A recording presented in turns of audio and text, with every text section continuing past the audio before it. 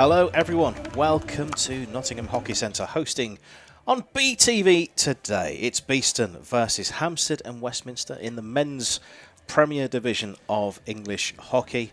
conditions look ideal for a good game today. Autumn very much in effect here at Nottingham. Quickly, let's look at the table, and it'll give you a clue to where things sit before we get underway. Hampstead and Westminster, 3 from 3, 100%, 9 points on the board. They are currently in 4th position because other teams have got a better goal difference or have played more games, particularly Surbiton, who are 4 from 4, leading the way with a big win under their belts yesterday. Beeston, coming off the back of their first points of the season last week in a draw against Brooklands Manchester University. So that's where you can see Beeston in 9th place in the table. Important today for the Bees to get some more points on the board. That's how the table looks. These are the other fixtures happening this weekend in the Men's Premier Division. Those were the women's games that were yesterday. For the men, there we go. That was confirmation of the big result yesterday. Surbiton 6, Brooklands Manchester University 1. Beeston versus Hampstead and Westminster is the fixture that we're bringing you today. Elsewhere, Holcombe versus Old Georgians, Oxted versus University of Exeter, and Wimbledon versus Durham University. East Grinstead have a bye this week. I'm Andy Day, sitting in the chapel. Sitting next to me is Steve Musson. Good afternoon, Andy. What have we got on our hands today? Well, it's a testing time for Beeston at the moment. They've had a hard start to the season, playing 3 of the top 4 sides, and again they've got a tough match today against Hampstead, who, fresh from their time doing well in Europe, are in good form, looking to maintain progress alongside Surbiton at the top of the league. So they are a formidable opponent for Beeston today. Indeed. Looking at the matchday 16s, some of the names that we can pull out for you. Starting firstly with the Beeston 16, looks relatively settled. It's good to see Sam Apula in the side as well. Yep, I think that's right. People will remember Sam from last year. The back end of the season for him was very good, and he's found his way back into the team this year, so hopeful that he'll perform like he was before. And also leading goal scorer for the Bees, Kai Eichinger, number 5, penalty corner expert, who you were saying didn't think he was going to be quite good enough. No, he didn't. Because whilst he was at Rottweiss, he was behind some world-renowned penalty flick takers, and here he finds himself being quite good. Let's look at the opponents today. Have named one goalkeeper, Toby Reynolds-Cottrell. They've got quite a wealth of goalkeeping talent there at the moment. Yeah. But elsewhere, there's a couple of names that you probably are familiar with. Matt Guys-Brown, South African international. He's the leading scorer at the moment for Hampstead and Westminster with 6. So keeping away penalty corners is probably one of the game plans for Beeston. Definitely. It's a feature of the game nowadays, making sure that you don't give away corners to such expert takers of them, and Beeston have suffered with that in the past. And it's good to see as well, there's quite a few internationals who will be playing at the World Cup qualifiers in Cardiff this week for Wales, particularly an eyes on Dan Kyriakides, one of the defenders, yes, who's been in good form for a number of years. Yes, that's right. So as the teams meet in the centre of the field, a quick note as well about today's match officials. You can see the umpires in green in the middle of the field. We welcome Mark Jarvis and Gareth Perry, and the match official is Christine O'Donovan. So a warm welcome to everyone on BTV. We'll be getting underway in a couple of moments' time, I reckon about 60 seconds. Yep. Final instructions to the teams. What would you say if you're in charge of Beeston now? Well, I spoke to Gareth, Andrew, before they went out to warm up today, and he feels that a few of the performances that Beeston have had so far, they've not started quickly enough, and they've let the opposition dictate things right from the start. When they have got into good flowing patterns and been aggressive, particularly in the forward line, they've had much better success. So I think he's going to try to start that from the beginning of the game today and see how that works out. And also, on the other side of the coin, what would you say to Hampstead and Westminster?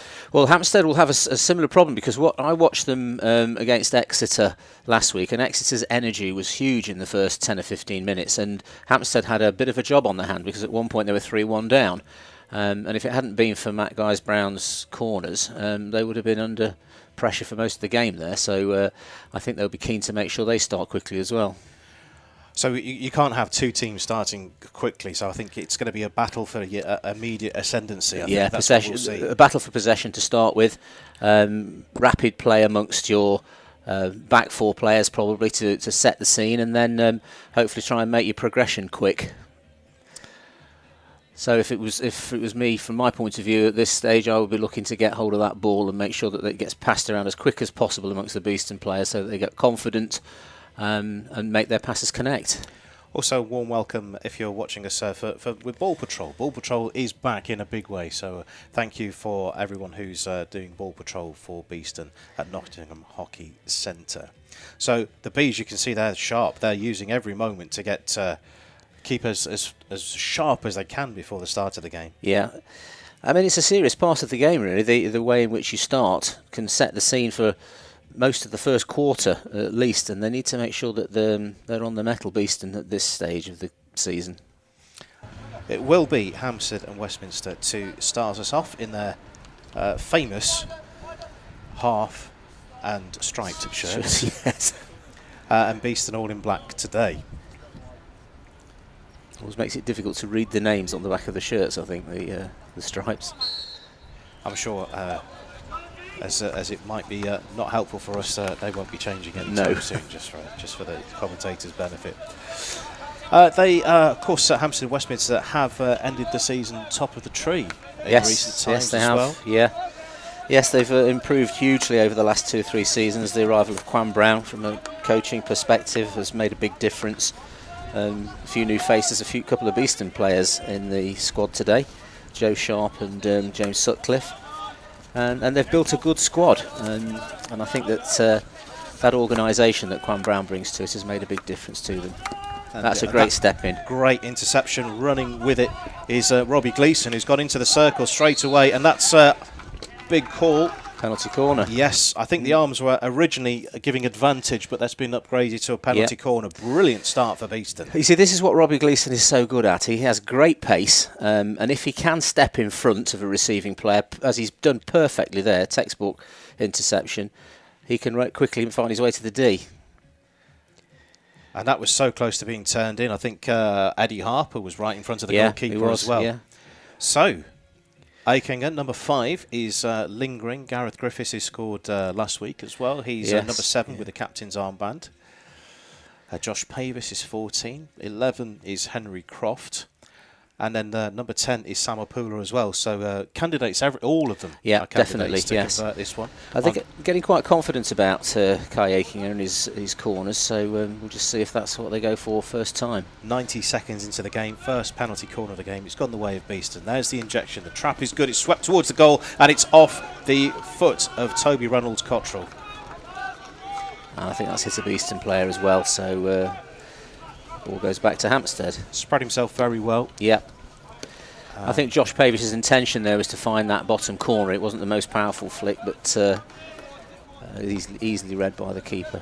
Sometimes direction is the key. A better placed shot is better than all the power in the world. I've seen many go in like that, if they're accurate and low. Let's just make a note there that that's the first penalty corner of the game, keeping the stats ticking over in the stat bunker. It's sometimes quite difficult for keepers on corners when you've got players running all over the place. It's, getting your eye on the ball and seeing exactly where it is quite tricky. Now the ball's gone. For Hampstead restart. Yeah, just it's a promising position, and they're not hanging around here, trying to get the ball into the circle straight away. Did that hit a foot? No, there's a shot towards goal, and that is well blocked from Simon Ujwan. Yeah, Simon's seen the danger of the angle there, and he's closed it down. There's no space to his right-hand side, so he's done very well there.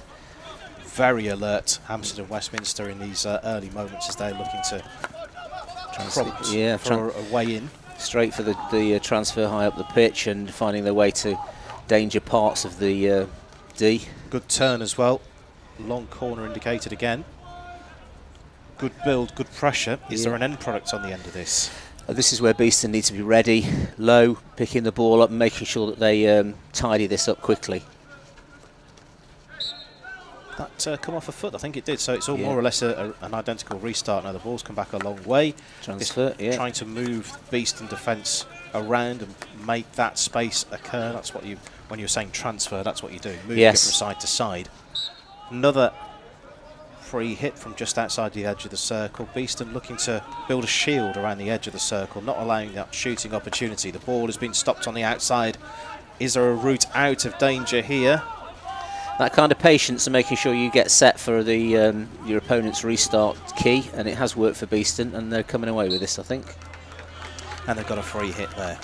So the two goalkeepers have been involved. Good save from Simon Hudge-One and Toby Reynolds-Cottrell, having to go the full star shape. Yeah, I think keepers like to get involved anyway, don't they? And if they could do that early on, it helps with their confidence and feel part of the game.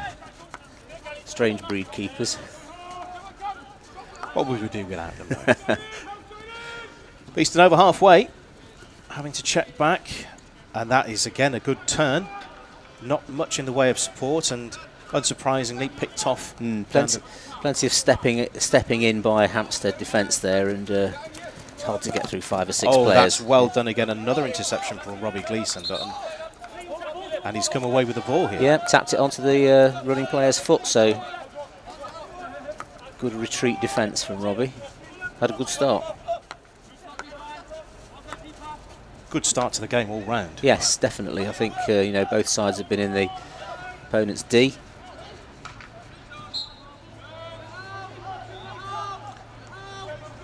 Play just held up in front of the dugouts. This was the this is what Gareth Andrew was talking about, really, having a presence early on in the game and not just accepting that you're going to have to do a lot of defending, but trying to create some action for yourself. Aerial ball that's come a long way, and that's still in play. All is good. Into the circle. Player goes down just around the outside. Hands outstretched, looking for something that possibly wasn't there. Panesar now, 13 around the edge of the circles. Drawn a lot of attention from Hampstead and Westminster. Did that come off a foot? No. Beeston have the ball again, though. Fired in. Is that... just over the back line, I think. Not. No, I think long corner is the outcome. It's been deflected. I was a little bit surprised that was allowed. And that's been fired in, and that not... I'm sure that might be dangerous. But well, it looked high, didn't it? It's maybe it's just a bit deceptive from where we're sat, but it was hammered in as well. Yeah, it was. Yeah, Beeston still on the attack here. Building a little bit of a head of steam here, changing the angle. Is there a route out? Panesar goes from right to left, checks back. So important when you get this kind of possession that you don't easily turn the ball over. Delightful vision. Oh. But unfortunately, I think that was a difficult one to reach for. Yeah, players are much more adept at bringing down aerial passes now. That was unfortunate because the build-up play has been really good. Huge aerial from Hampstead. Crossfield. Right in front of the camera, and that was James Sutcliffe, I think, 24, yes, who was in full view there. 20's Joe Paul, getting one of the early touches in the game for him.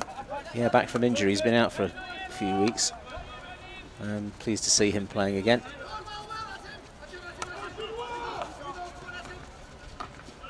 Just nudged out of play. Beeston moving down the field. It's almost rugby style, this, getting possession. And there's almost enough signs already to show that Beeston can be equally as competitive as Hampstead in their passing game, and as if to stress the point, they've turned the ball over. But this is going to be a game where possession matters a lot, and particularly for Beeston, because they want to stay close to the scoreline on this all the time. In some ways it'll be a harder game than some of the others they've faced, because they know they've got to be on it. Yes. Every single minute. Taking the long way around into the circle, and that is another penalty corner. Interesting. It's played on. That's was that the replay? No? No, it wasn't given it. Cliff just played on. So I saw the hands pointing. I think he did. Yeah. Anyway, we'll gloss over that one. Through us all, Andy. He did. I'm sure I didn't imagine that. that happened. Everyone's stressing how important the umpire's signalling is. A lot of energy from well, both teams really. That's a little bit unnecessary, I think. There's an opportunity to create another build-up there. That's just been hit to nothing, really. Efficiency is key when you're playing high-tempo hockey. You can't make your forwards go hell for leather for 70 minutes. They need a little bit of rest. Yeah. And if you see the opportunity, you've got to be certain it's going to be converted or come to something. Yes. I mean, it's very easy to get carried away with the enthusiasm of it all, but you need to have that. Part of the sign of being a good player is having that composure left-hand side of the circle. That's a nice reverse ball in, fired across the face of the goal. So Hudgman is down and sweeps it away with his stick, and finally hacked to safety from a Beeston point of view. Very scrambly defence there. Good cross. Hudgman's done very well there, and I thought the defence were a little bit slow to pounce on it and see it out of the D. But that's good for goalkeeper's confidence as well. He had to drop to get to the, and then it was either a choice of sweeping the ball away or getting to his feet. I think the risk was greater, so get rid of the ball. You see, you can see the consequence of that easy turnover that Beeston gave earlier, because they've been under pressure for 2 or 3 minutes since. So you do ask your players to make sure that their passing's true and not hurried, and that they make connections. Josh Pavis is 14, right in front of us, rolling the ball back, making sure that the Bees don't surrender possession too easily, although there's invited a little bit of forward pressure. Confident from Suki Panasar, and I'd like to have seen that go forward a bit further than that.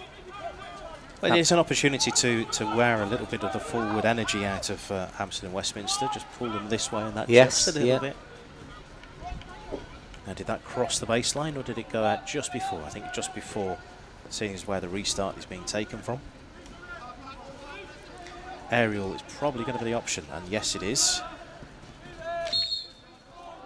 Yeah, the umpire feels that the forward was in line first for that. Should had the honour for receiving the ball and was blown it against the Beeston defender for being too close to him as he was receiving it.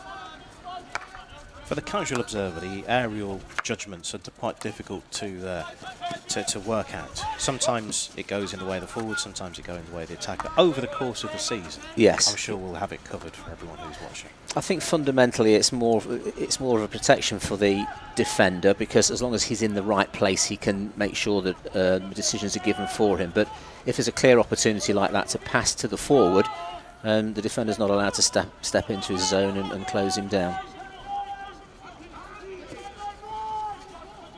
You can hear Stephen Wood on the sideline for Beeston shouting. Intercepted, difficult to get out from under the feet in the far distance, and that's being turned over from the Bees. Again, there's not much in the way of support. And yeah, it's a bit frenetic at the moment. I think there's a lot of turnovers, not stringing too many passes together either side at the moment. It doesn't have the feel of both sides using the game plan at the moment. No.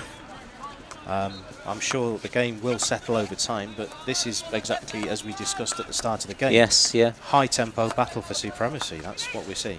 Well, we've got Hampstead, who will be edgy, wanting to stay close to the top of the league and not let any mistakes cause them problems, and Beeston, who want to show that they're a good side and can compete. And it's led to quite a few mistakes. And a big slide, nice attempt. Was that Sutcliffe 24 who was sliding? No, it was seeing 23 on the back of Matt Ramshaw, Ramshaw, yes. New signing from the start of the season from Loughborough Students. Yes. Yeah, that's dangerous turnover there. That you don't want to be giving the ball away in that kind of position.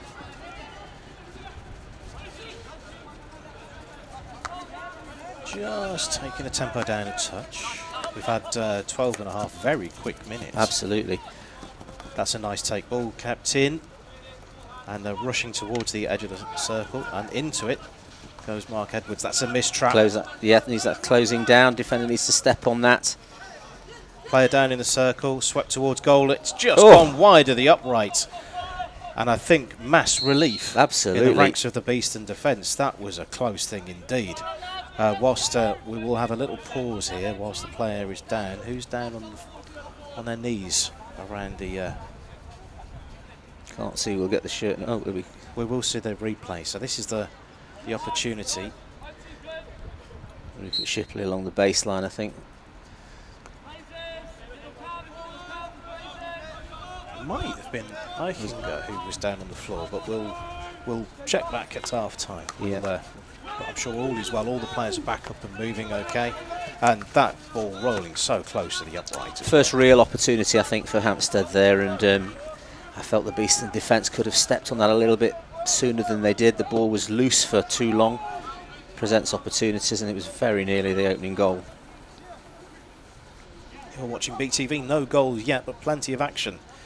Premier Division hockey in the men's competition. Beeston versus Hampstead and Westminster. Beeston just dropped off into what you'd call a half-court position, so they're defending their own half entirely. Good defence, and now it's another example there where the defender had sight of the ball, the defender came in too close too quickly, and that's why Beeston have got the whistle and the ball from the defensive hit out.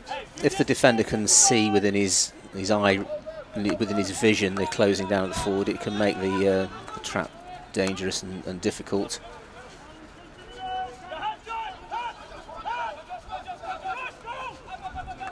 Yeah, there's a lot of Hampstead pressure there, but Beeston seem to have found a turnover there. Well done, Hampstead.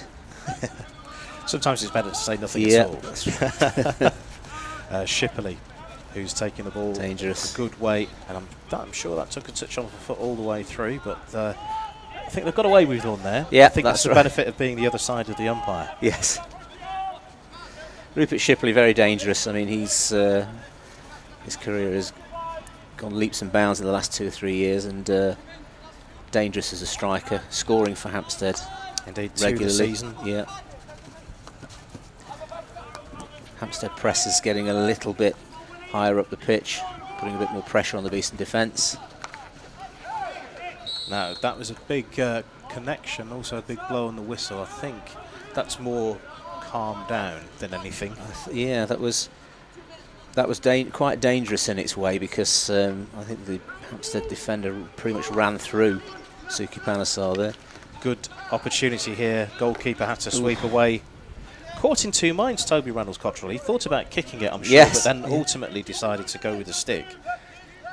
The ball fell loose and there was no forward pouncing from Beeston, so a bit of a shame really, because still a bit of pressure building.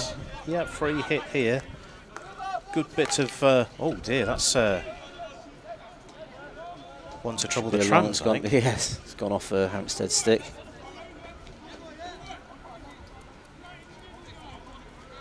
Reminds me, I've not been to the driving range in a good old while. So, it's fairly close by. Beeston looking to build on this forward momentum, trying to play down the left-hand side of their attack in the boulevard end in this first half. If this is the first game you've seen, then we're still playing 17.5-minute quarters, 35-minute halves. Yeah, Beeston trying hard to find a good opening in the D, but Hampstead pretty much man-marking the forwards at the moment, and not a lot of space. Little movement around the edge of the circle, along the baseline. Who did it come off? It came off the Beeston stick last, and it will be Hampstead and Westminster to clear. It was Eddie Harper, I think, who was nearly clear along the baseline. Shows how quick the attack can change ends, doesn't it? Indeed, very quick. Umpire having a good look at that one and identifying it was a free hit, and Hampstead and Westminster looking to pull back and make the space as the ball goes back towards the edge of the circle, and it did come off a Beeston body. I think, of course, it will be a Hampstead and Westminster free hit. That was a little bit of a one into the shins. Yes, yeah. Difficult sometimes to get this, you know, the players know they've got to step back and get out of the way, but it's not easily done all the time. Probing around the right-hand side of the circle. Mass Beeston defence on the way. It's come back an awful long way, but it's been mopped up at the back. And that is a calm bit of defence from Beeston. That was remarkable stuff. That's what's called for, really, just being aware of how close the attackers are to you, and keeping your stick on the ball, finding a good route out. So that does look like we've had the first quarter completed here on BTV. What would you score Beeston out of? I think they've been competitive with Hampstead there. I think that's been an honours even. Scoreline reflects that, obviously. Beeston have had the corner at the start, and there's been plenty of opportunity in the D. Hampstead have had probably the closest open goal situation, and that didn't quite come off for them, but it's been very competitive first quarter. 2-minute quarter time break is underway here on BTV.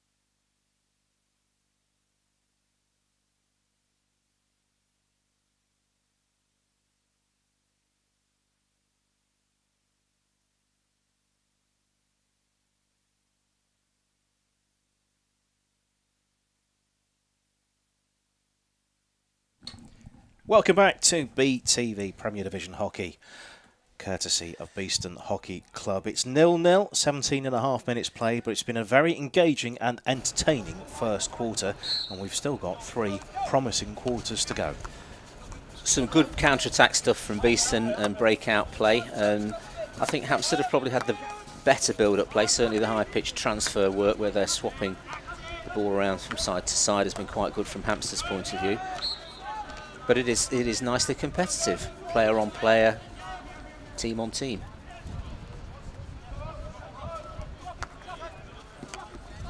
It's so important that Beeston don't lose their attention and focus and energy.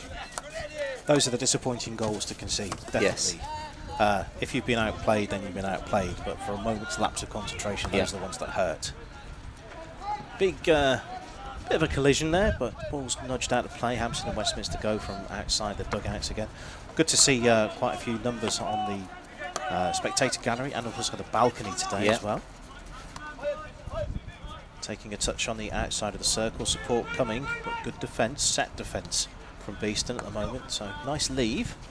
Yeah, Hampstead have been working these corners, looking for the corners of the pitch, looking for routes in, and Beeston having to work hard to make sure that they get all the defensive unit across to the opposite side. And so far I've done all right. Managed to traverse the entire field from one sideline ball to the other. Yes. And here we go again. Little bit of a struggle to bring the ball under the spell, but all is well in the Hampstead and Westminster camp. There's another one that's not quite stuck for Mark Edwards, number 6, in front of the camera now. Yeah, Hampstead quite happy to play this type of game at the moment, and again they're looking for that height on the high right hand side. Big appeal from the forwards of Hampstead and Westminster. I thought, well, it looked to me that they thought that was going their way, but it's gone Beeston's from the aerial ball. Yeah, I think it's sometimes a little bit easier for umpires to give that decision to the defender. Occasionally you do find forwards a bit aggrieved by the decision when they think they've got in front. Hampstead happy to really press, and Josh Pavis has stayed quite cool on that. Tap ball, has that been kept in play? Yes, it looks like it has from here. Hampstead and Westminster, though, will mop up.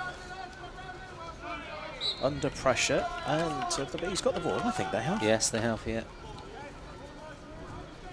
This is where I think that they need to create something positive.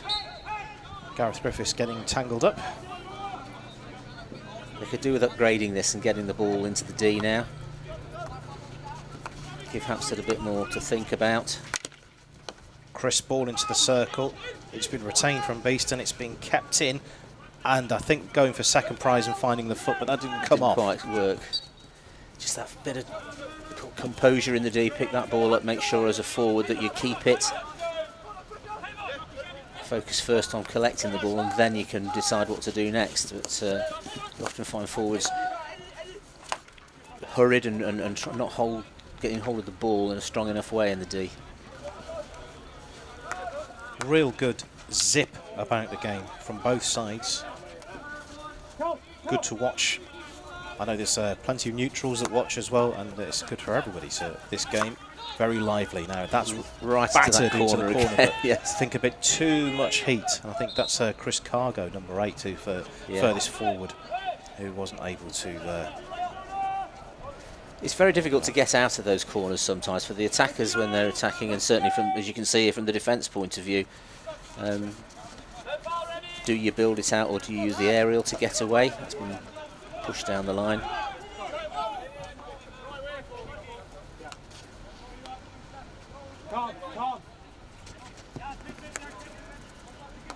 We were talking at the start of the game about the sequences. It's been such a long time. It's 64 games since Beeston have had a 0-0 draw.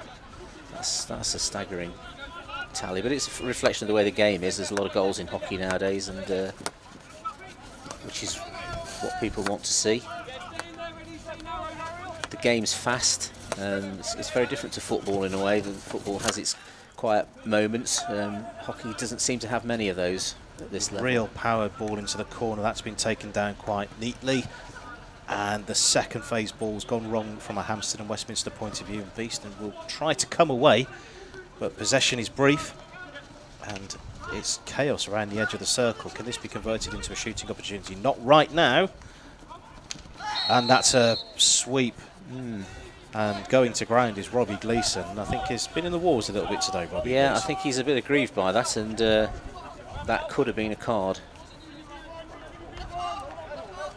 But again, Hampstead build up from the corner, high right-hand side of the pitch, found their way into the D. Dangerous from Beeston's point of view.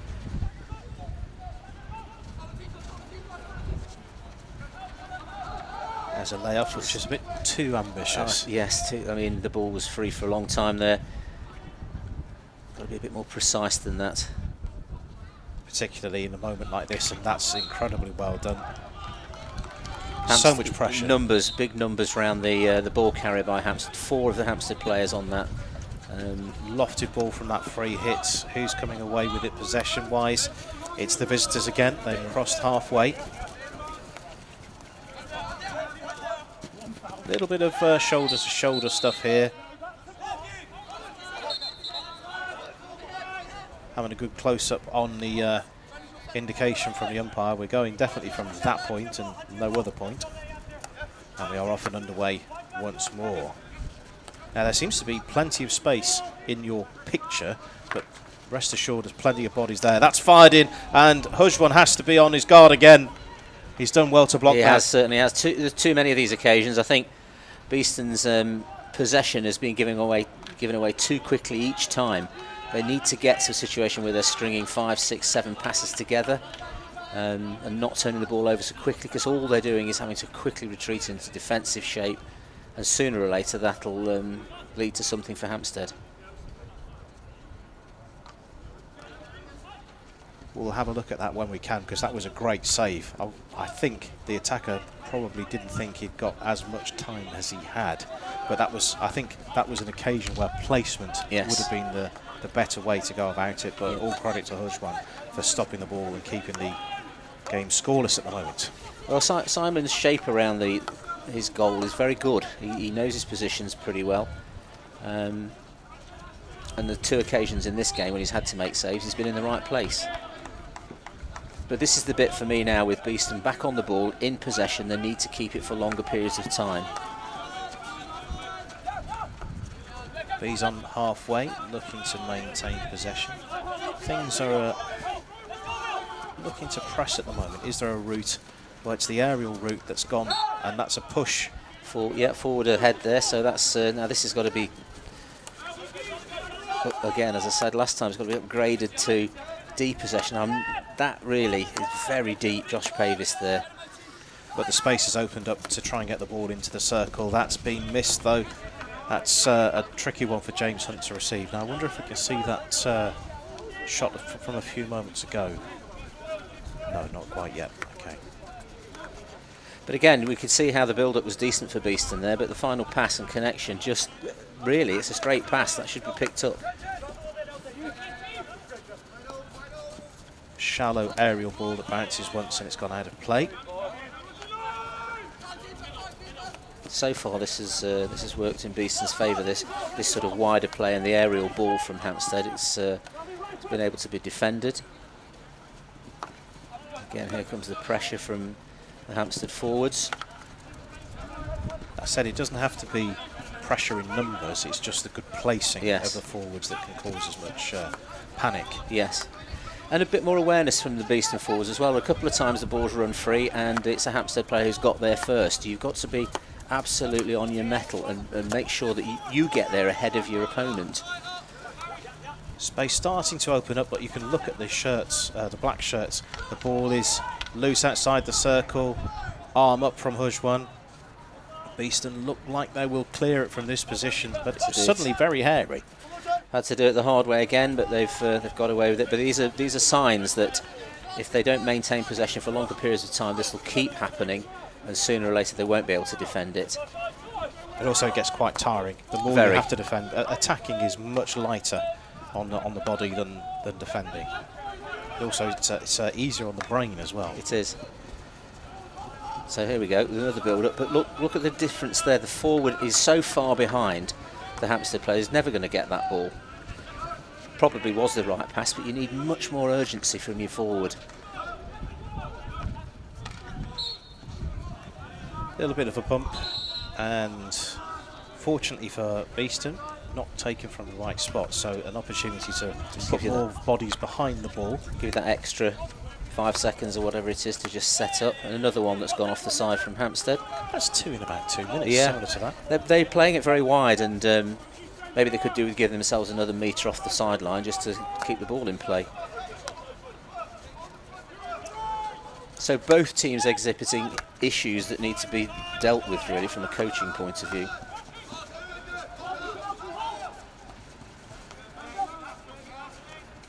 No way through from that angle from a visiting perspective, so seems to be take the ball forward and then running a horseshoe backwards with it to make...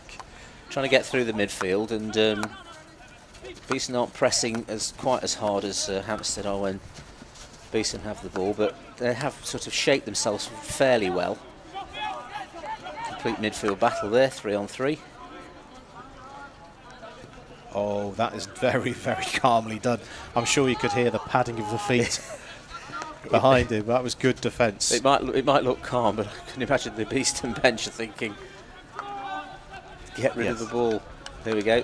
Now there's a chance. Now this should be progressed forward now. There's space ahead. And the pace is moving the ball forward naturally. And you're looking for leads now. And there's no one in the corner of the circle at the time I was starting to speak, and I thought that would be a great place to put someone. Yes, I think that's James Hunt travelling with the ball there, and he didn't really have an obvious pass, and so he just kept running until he lost control of the ball. So the question you're asking there is, where are the lead forwards, so that the ball carrier knows where his pass is going to be. 30th minute here on BTV. No goals, plenty of action, plenty of intrigue as well. 2 very committed teams performing. It's Rupert Shipley, by the way, number 9, who's just restarted. Joint captain of Wales, I'll say it again. Yes. Wales in action. Big Welsh connection in the Hampstead side. Hi, Will Jones, Zach Jones' brother, Zach, GB coach now. Toby Reynolds-Cottrell won cap for Wales as well. Yeah. Of course, the thing about Zach Jones was he was one of Beeston's coaches in the past.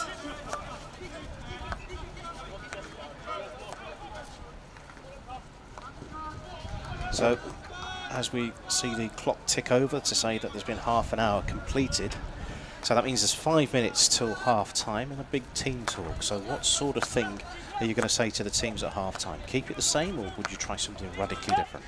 Well, I think both sides have got to deal with the issues that we've seen as being obvious. This stuff on the sideline from Hampstead's point of view, where they've given the ball away. That's another one. That's precisely the right moment to... They need to tidy that up because they're in dangerous space and they're giving away opportunities. And from Beeston's point of view, when they do have those counter-attack breakaway type moves, they need to possess the ball for longer. And I think forwards need to get a little bit sharper and make positive leads so that people know where they can make their passes and connections. Samapula trying to make a real nuisance of himself. And again, that's drifted out of play from Hampstead and Westminster now. Are they playing that too quickly, or are they expecting players in positions where they're not? Well, the restart was too high, so it was very difficult to control, so it made it look like it was just buzzing around. And this is what happens. If you're not precise in your passing, then it quickly goes back to your opponents. There's another one there who's got that.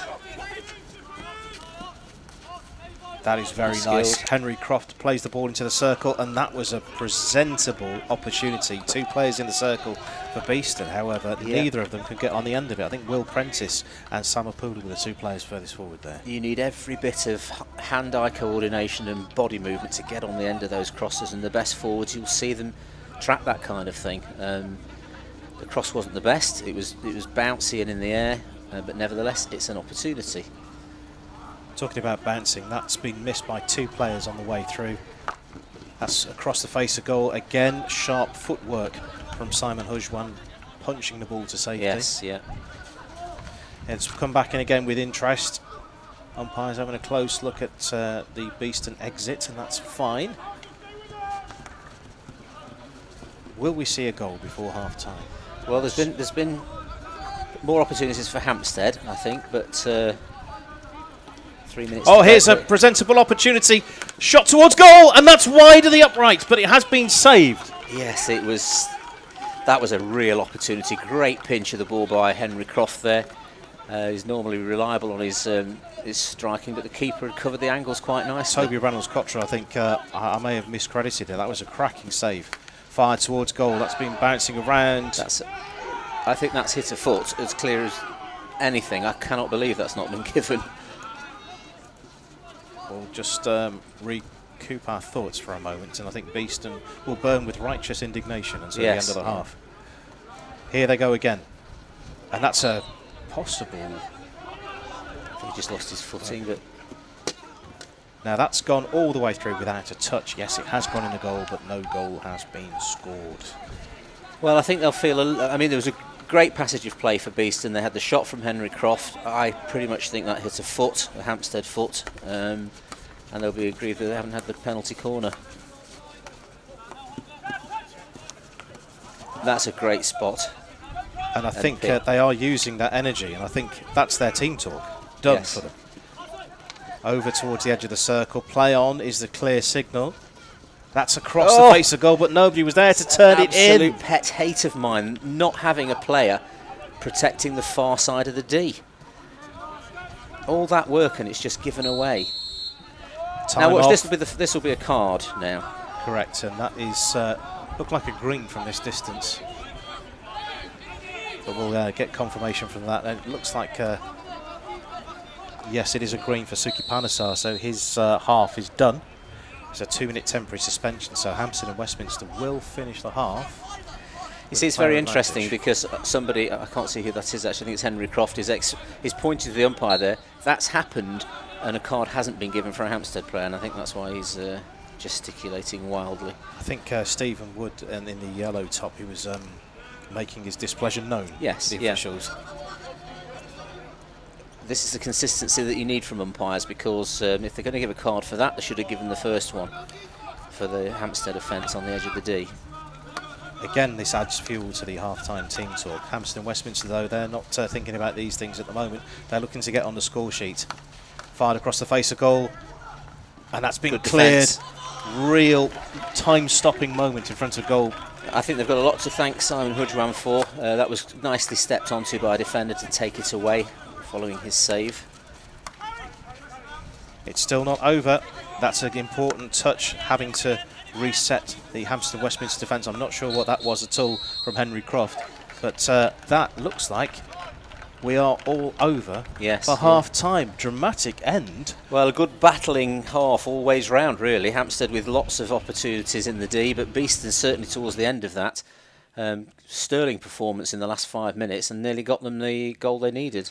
Really, really good saves from Simon Hudjwan and Toby Reynolds-Cottrell in the Beeston and Hampstead and Westminster goals. Yes. No goals scored. Plenty of endeavour, plenty of entertainment. And it'll be a pleasure bringing you the next 35 minutes here on BTV.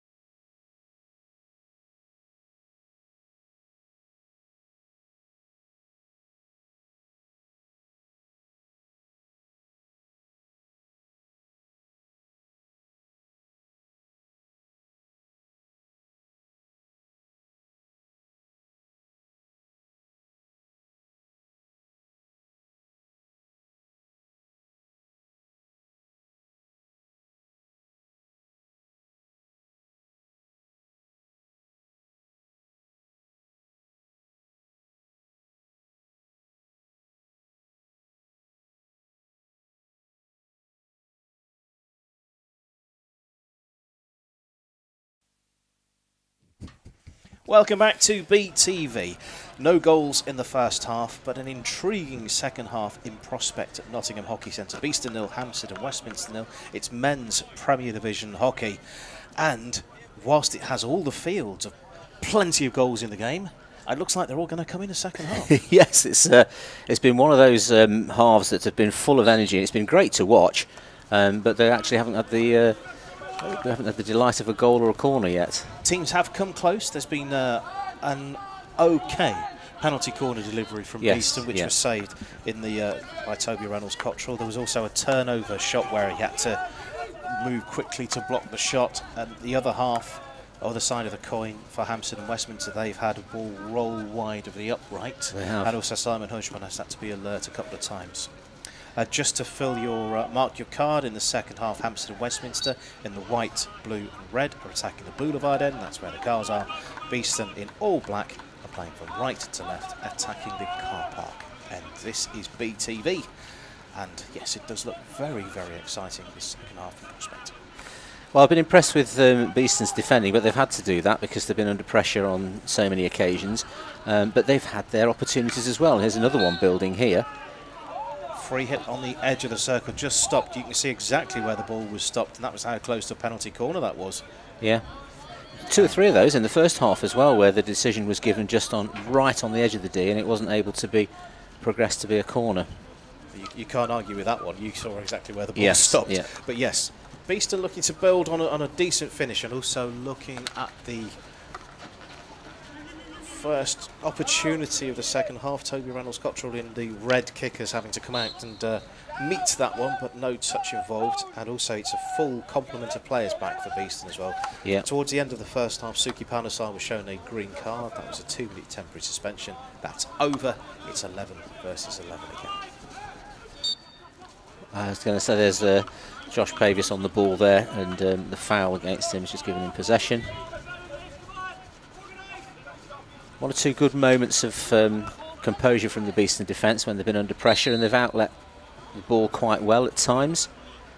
It's been the higher up play that's been a bit tricky for Beeston because they haven't made the right connections and kept the ball in the opposition's half for long enough. Just a thought, a week ago we saw East Grinstead in the women's competition.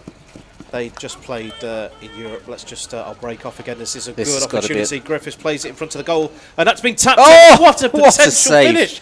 Well, what was that from Ben Collinson, having to hammer the ball down from above his head. Toby Reynolds-Cottrell stopping the ball. Incredible stuff. Great goalkeeping there, because that, for all the world, looked like it was going to go in from literally from the overhead volley. Smash, but here we go again. And that's the second penalty corner of the game. I'll be amazed. I would love to see that again. That, never mind highlights of the game, highlights of the season that is going in. Well, you can make that shot from over your head, and the keeper was well aware of that, and he's made a great save. 2 great saves on the bounce there. This is the penalty corner award, hitting the body. To be honest, I couldn't quite see where that struck, so I'm being generous, general with saying it's hit the body. But Kai Aikinger, you can see number 5 on his back. You also saw Gareth Griffiths, who's involved, and we won't overlook in that Ben Collinson shot, because he had the initial shot. He did. Well, the first corner that Beeston had went to Josh Pavis, and I'd be interested to see, but I suspect this one will go to Kai Aikinger. Big call of play. It's not Aikinger. It is and gone. It's a goal. It's the opening goal of the game, and look at those celebrations. Very, very Josh Pavis happy. again. So deceived everybody they did, and went back to Josh Pavis, and he's put that low and hard into the keeper's bottom right corner.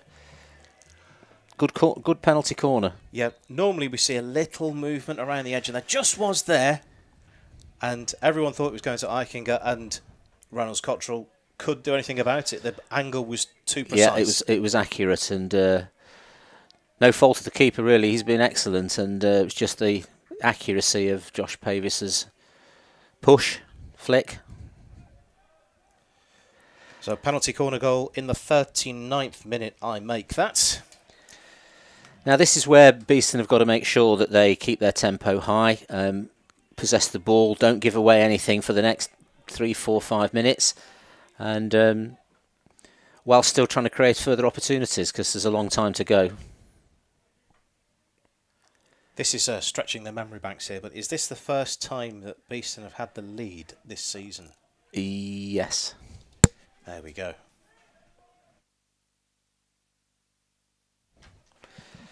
Shows you the benefit of getting corners.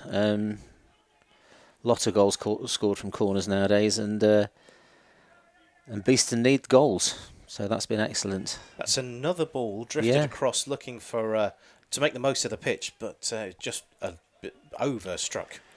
Lovely little pass down the line to Gareth Griffiths from Suki Panasar there. Griffiths has been blocked illegally. Panasar coming up to support. Free hit happening. Another dangerous position here. Need to make sure that they find a way into the D. There's a committee meeting around the umpire on the edge of the by the goal frame. That's a shame. Didn't see an obvious pass to a centre back and turn the ball over, and look at the space that's created. Good from a Beeston perspective that there's so many back at the moment, but Hampstead and Westminster going through the gears very quickly, playing it into the edge of the circle. An important touch. Robbie Gleeson is again quite composed again. He's played a very calm, steady game today. That, as instead of finding a teammate, that is second prize. Distance. Well, that's right. Yes, he's sent Hampstead all the way back. They have to start again, and the question is now: do you press again, or do you settle into a half-court position, which is what Beeston have done? That's fallen very nicely too. Yes, fired in towards the circle. Did that come off a? Yes, it did. And that's the sign for a long corner. Well, the defence are going to have to be good and ready for everything now, because I don't think Hampstead are going to sit still for long. Another important interception. And it has hit the Hampstead foot. It comes to naught, though. Whilst we have a few Whoa. moments... Now, that could be a card. That will definitely be a card, I'm sure. We can definitely see it's a green card that's been brandished. And going off, I think, is number 6, Mark Edwards. I make that. I did have a good look in rather than looking at the screen. I saw that with my my eyes, so I'm going with number 6. As we mentioned at the top, That's right. It is difficult to see. It is, the red numbers on the back of the Hampstead and Westminster shirts, so we'll get confirmation of that in due course. So the Bees are a player up at the moment. They've just gifted possession back to the visitors. Joe Paul twice in the last 2 minutes or so has turned the ball over. We need to just look at that. Because there are good positions that he's turned it over from, and you see the result of that turnover from Joe Paul is a penalty corner against. And you'd have to look at the trigger point of where that attack's come from, and good possession from Beeston, nice and safe, unnecessary forced error, penalty corner against. And if they scored from this, that would be unpopular, to say the least. You can see, we can just see left of the camera. I'm sure that's the familiar shape of 13, Matt Guys-Brown. It is, yes. He scored 6 already, South African international. Likeliest of the takers, but no guarantee, of course. It's often the deception. Yes, that's right. And I'm just trying to see from Beeston's point of view who's the number 1 runner. Captain Chris Cargo is going to inject for Hampstead and Westminster. First penalty corner that they've had to defend, so making sure all of the kit is out of the bag and he's ready to go. What is in the locker for Hampstead and Westminster? Little shuffle. And that is the equaliser. And you don't need to tell me who scored that. That's we've seen that precise corner before, and he's very accurate. And I would bring that all the way back to the 2 turnovers on this left-hand side from Joe Paul, which has put Beeston under unnecessary pressure. So you've got that little shuffle. There's the trap. There's the finish. And there's a little duck on the line, but yes, that's what I'd be doing. I think I would try and get out of the way of that. So all square. Matt Guys-Brown with the equalising goal for Hampstead and Westminster. We did say the second half was going to be where the goals were going to come. We did, that's right, and 2 from corners. So the message is quite easy, isn't it, really? Don't give them away. That's a big aerial. That's probably gone off the... oh, no.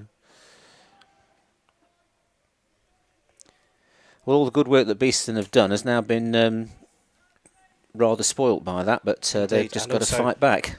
There's still a player up at the moment as well as the. Yes, yeah. Has gone under the stick, but good recovery work from Joe Paul. Punched long, but that is beyond everybody. The forwards, one of the most crucial roles for a forward is to make sure that you trap the ball. Then you can do things. If you don't trap it, that comes back at you with interest, as is happening here. By the way, we are back up to 11 versus 11. That suspension is over. Still pretty sure that was Mark Edwards who had the green card, but we're still waiting for confirmation of that. Beeston in possession. One thing to clarify as well, we said at the start of this show that it was a big win yesterday for Surbiton, and we undersold how big it was. We did. We said it was 6-1. It's actually 9-1 was the final score, thanks to Colin Pike, who's watching on. And that's fired towards goal, bounced off the stoppers from the Toby Reynolds-Cottrell again, who's had a very good game. He has a good Hampstead attack. Westminster goal. Good speedy build-up of an attack from Beeston, so they've still got their energy levels. The shot fairly easily saved, but he's been on song. The Hampstead keeper's been fine today, apart from the Josh Pavery's corner.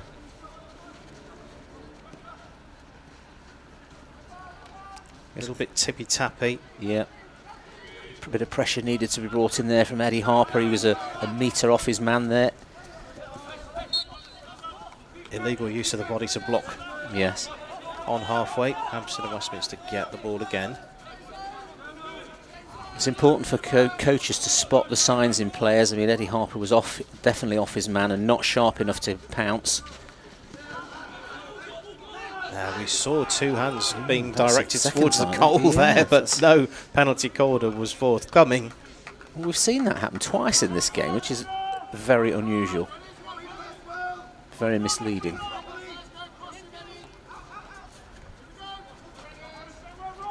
Punched along the sideline. Has that been kept in? Yes.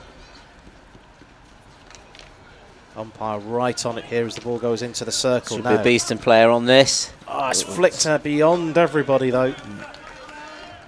Yeah, I think Eddie Harper, in the position he was looking to get a reverse stick shot off, but the ball was too far from him. He couldn't really make any further pass.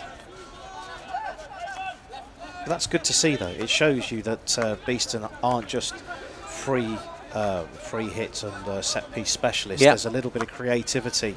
Correct. And freedom in the forward play.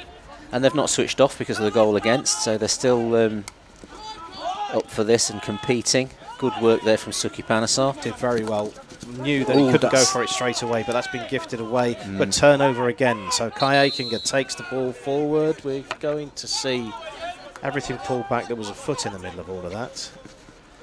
Dangerous infield pass from Suki Panasar. I think he's done well to get away with that. Here we go. Bit of space. There is things opening up on the left-hand side, but again there's a slip and there's possession. It's Eddie Harper again, I think. So good use of the body to try and bounce off the defence.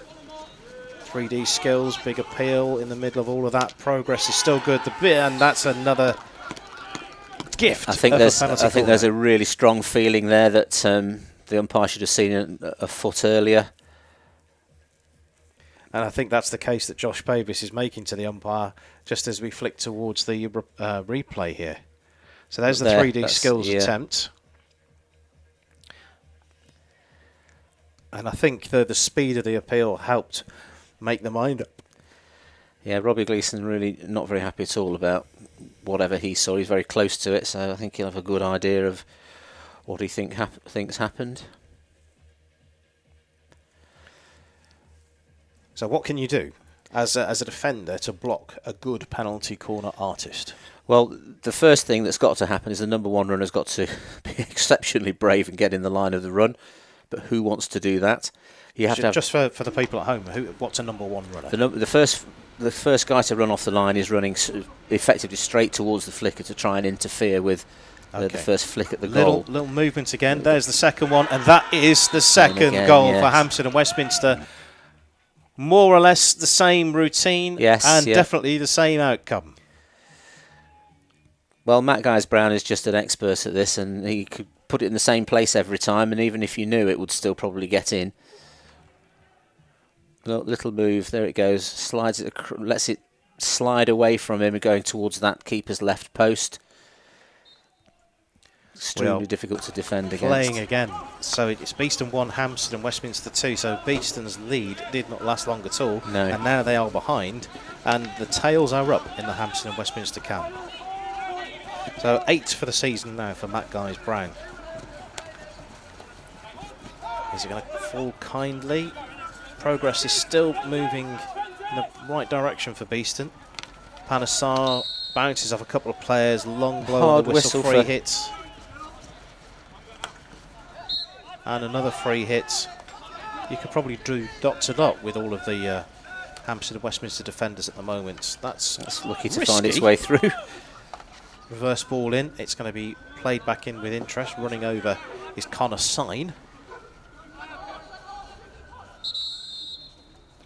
What we're seeing a bit of a hold up for here. There's a bit of argument going on in and around the keeper. Fun and frank exchange of views, I think they used to be called. Yes. We are back off and going again. Our ball is the call. And a turnover. I think so, yeah. Umpire unhappy with something that's been said, probably. It's not really the way to umpire, in my opinion, but there you go. Because you're actually getting a decision there, which is not the decision that the hockey game had led to. It's just a bit of an attitude thing, really. So.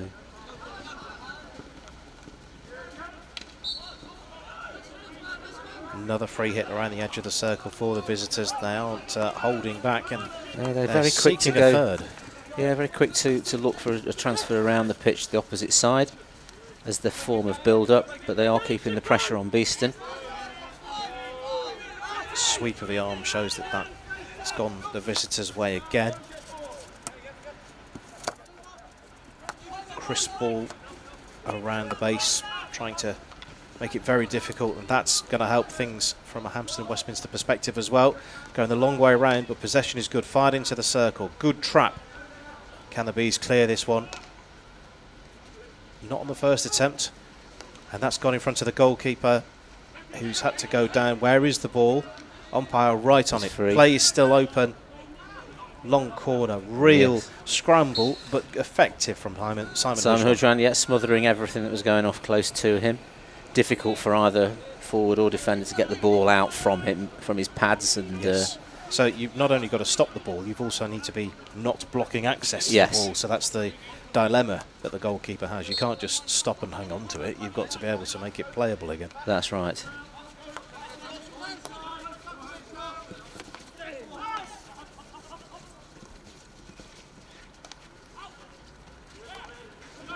Oh, another gift. And harsh whistle there, which I think it's three-quarter time. We're anticipating maybe a card or something. The clock is probably the least likely thing we were expecting to hear there. Beeston 1, Hampstead 2. As we started the half, it was 0-0. Josh Pavis opened the scoring for Beeston to make it 1-0 on 39 minutes. So we can see from this one that Hampstead and Westminster were behind for only 5 minutes maximum. Yeah, and it shows the benefit of having a quality short corner flicker in your side, because if you look at last week's game for Hampstead and Westminster, there was goals from Matt Guys-Brown again, so he's clinical, and it's lovely to have that facility. Indeed, and equaliser and also the go-ahead goal for Hampstead and Westminster as well. Fine finishes both. Yes. Both times the defender were having to get out of the way a tiny touch, because I think it would have hit the body. I think that was rather than being afraid of the ball. That's right. If it hits the body, that would be a penalty stroke. Yes, it would. If it was if it was in line with the goal, that would be a penalty stroke. But again, we've got a game of hockey. There aren't open play goals here. These are coming from corners, and the open play type of game that we've seen from both teams has been able to be defended. So an interesting point for debate. Probably a good time to mention it's your thoughts for player of the match at official BHC. Let us know in the final quarter. This is the 2-minute, three-quarter time break. We will have a pause ahead of the start of the final quarter on BTV.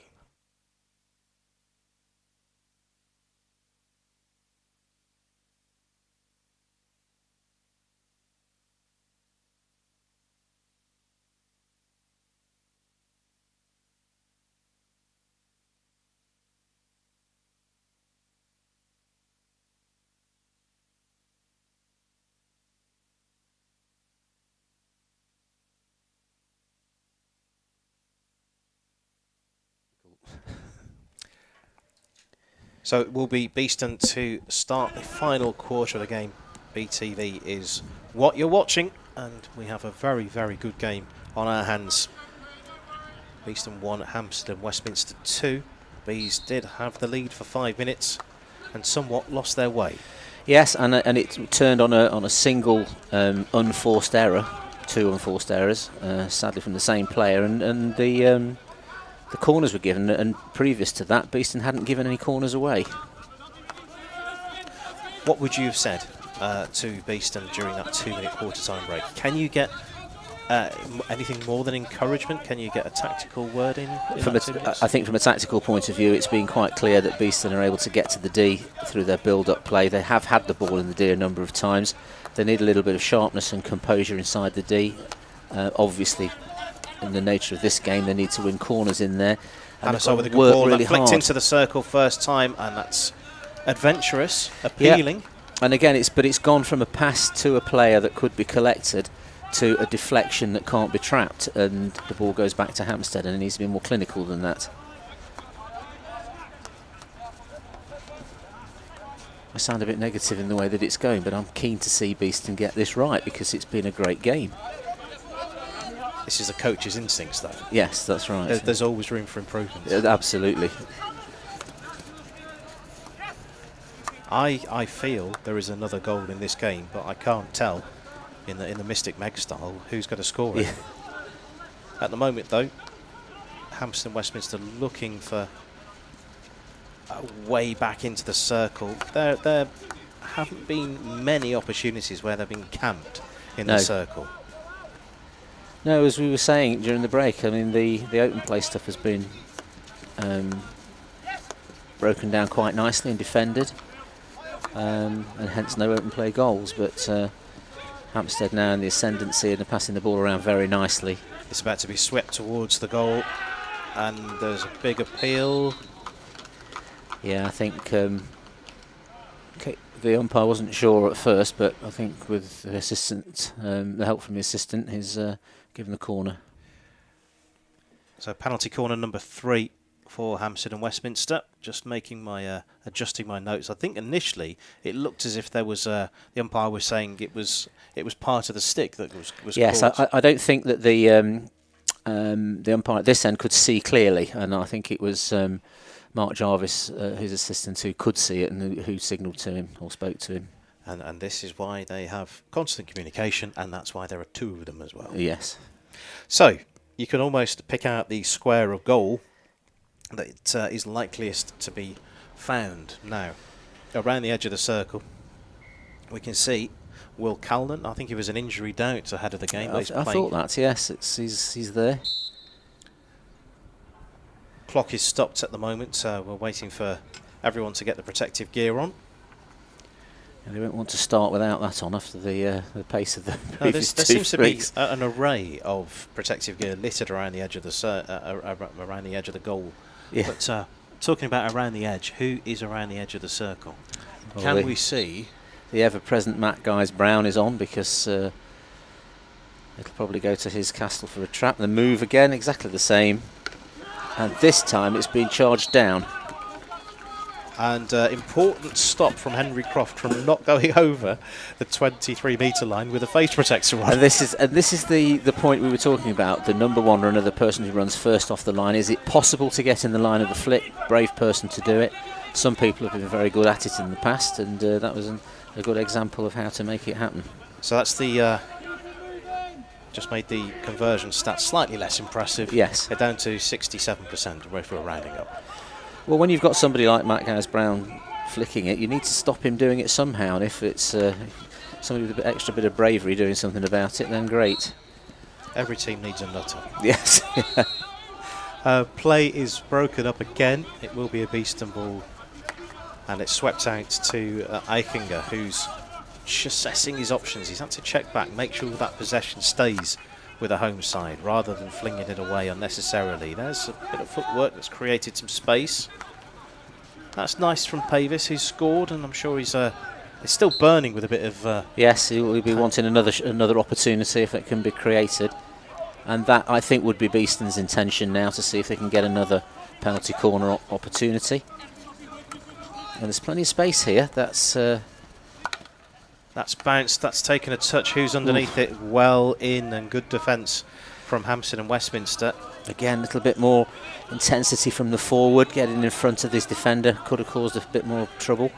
Yes, and you can see that by the way that Beeston's players are running across the face of the camera, that was a Hampstead and Westminster ball. For a moment I thought it had been cleared a little bit aimlessly. However, it did come off a Beeston stick, and that's the 2-3 players looking to go for the interception. Very nice way of outletting there into a player's deflected it to the completely vacant side of the pitch. That's turned across the face of goal, bounced a couple of times, and umpires outstretched arms so that was a Hampstead and Westminster final touch. Beeston will be keen to try to get back on level terms as quick as possible here. There's been a bit of a history of close score lines between Beeston and Hampstead, with Beeston on the losing side, so it'd be nice to see that changed in some way. Well, at the moment, at the start of the day, Beeston had 3 games completed and just 1 point on the board, and had only scored 5 goals. So at the moment, when they were ahead, things were looking a lot rosier. Yes. Yeah. That doesn't look tidy at all, and that's been turned towards goal. It's still not away, and it has been fired in for a second time, and the umpire says it's a long corner. Big appeal from Robbie Gleeson. Can't quite believe that. Well, question marks at left half again for Beeston. An easy pick-up has not happened, and the ball's run onto the forward, and it's presented yet another opportunity for Hampstead from an unforced error. Someone needs to have a look at who's playing that role. Wait until the very last moment to spread the ball away. Working the Beeston defence, trying to tire them out. Very professional approach. It's the right way to do it, textbook. Absolutely. There's a good angle turning up, but it's been looked over, and that's been kept in. About 10 minutes, so that's less than textbook. Yes, he just got under that and too high. Has that been just out of play, or is that a dangerous ball? I think that's just out of play. Yeah. I don't think it was too close to anybody. It was just not very helpful for anybody to get on the end of.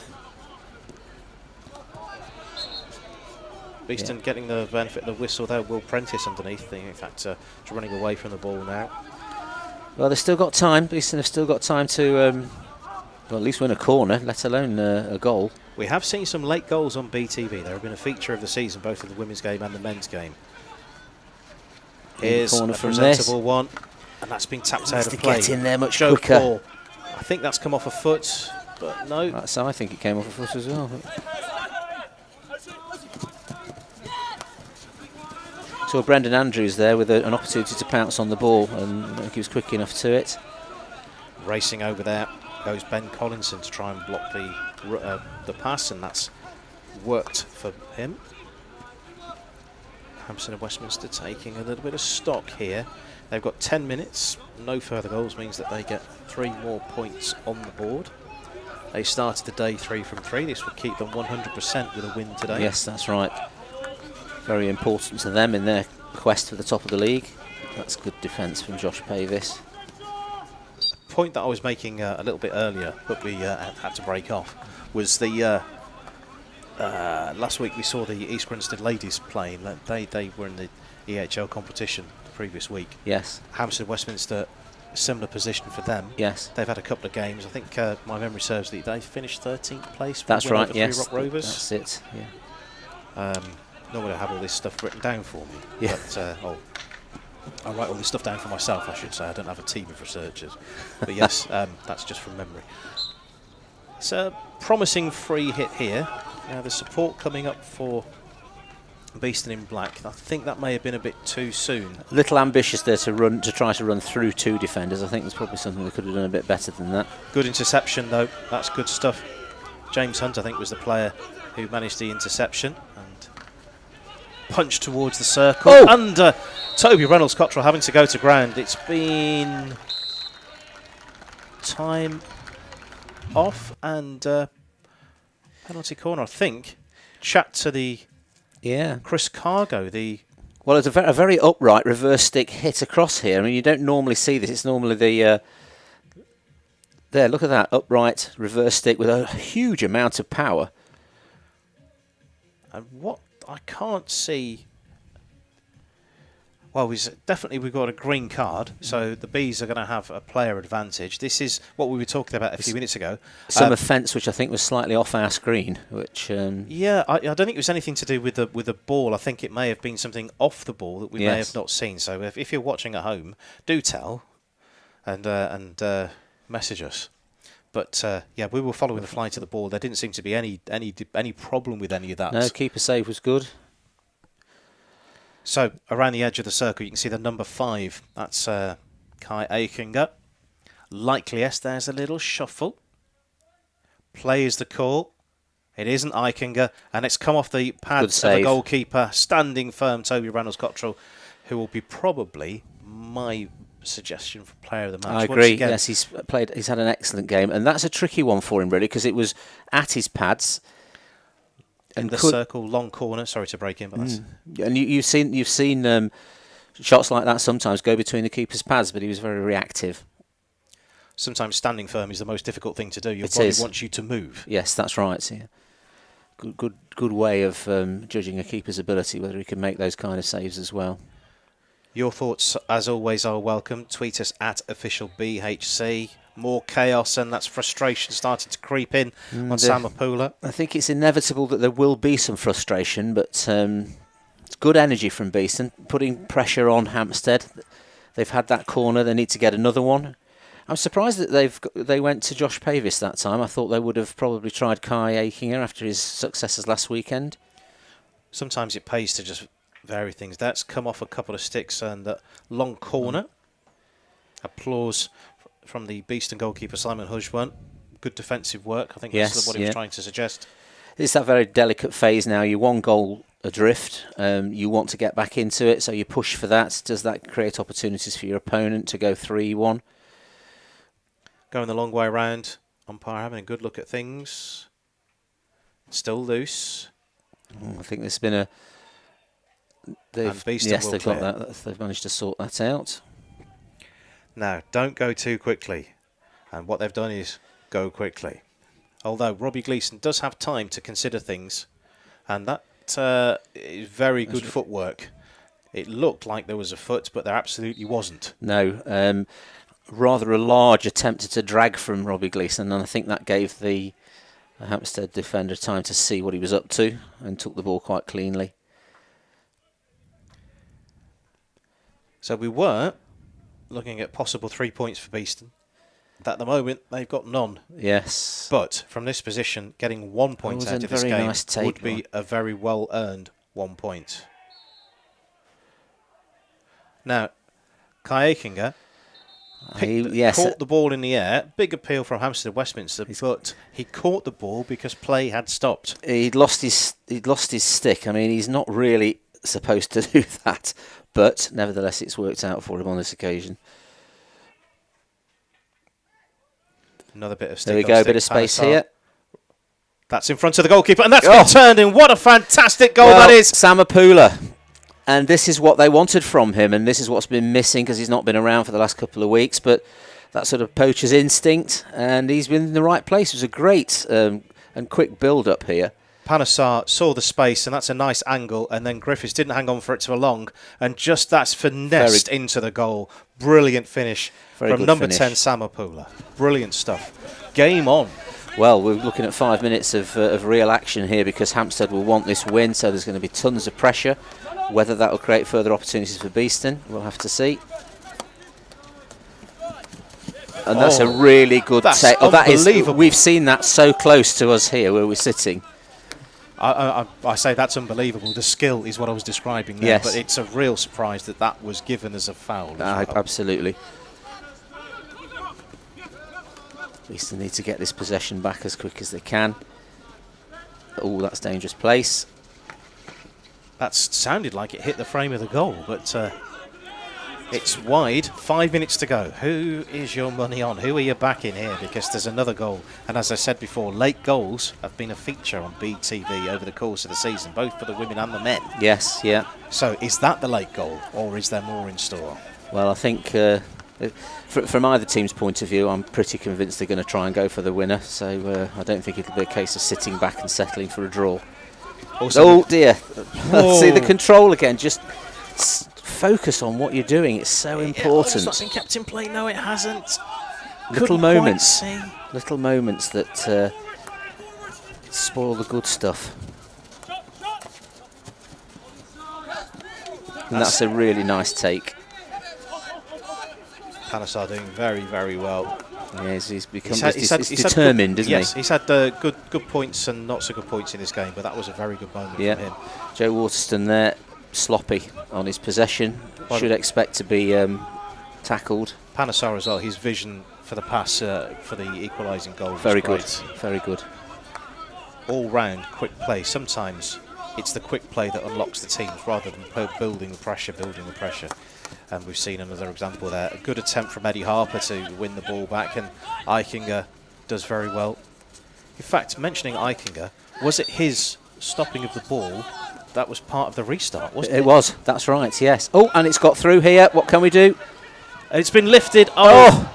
Reynolds Cottrell's had to come a long way. It's been hammered towards the ball, and I think he missed it. I think swing and a miss, as they describe it. A good opportunity for Beeston, that. Great goalkeeping again. I think that sort of cements him as the player of the game, really, player of the match. A reminder, this is one of the few places you can see live top division hockey in the country via BTV, and we're very pleased to be bringing this game to you today. Again, Robbie Gleeson in the thick of that. Disappointed he didn't get the decision for the high ball into his thigh. 3 minutes to go. And big blow with a whistle, and Beeston get the benefit of that one. Number 6, Robbie Gleeson, going to ground. Stick or twist? From my point of view, you have to keep going for a win. And they nearly had an opportunity with Henry Croft. It got very close indeed, but they could do with making sure that they don't give the ball away in their own half. One more push for player of the match. Who stood out for you at official BHC on Twitter? If we have the opportunity, we'll read a few of the messages out, but do keep in touch. Let us know your thoughts on the game. Who stood out for you? I'll say it again. Toby Reynolds Cottrell is kept. Great interception. Let's break off as Bees go towards a big appeal. That's fired, and he's in it again. I thought that was going to be it. I thought. And there's another interception. Griffiths with the interception. Chaos hockey.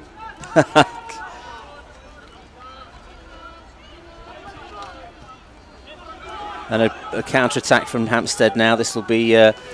Eichinger gets a touch, and sweeping things up is Eddie Harper. Very good. Less than 2 minutes to play. He's come away with that nicely.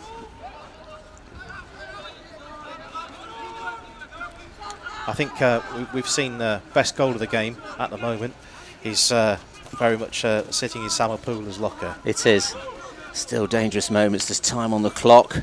Swept up and swept away. And that miscontrol.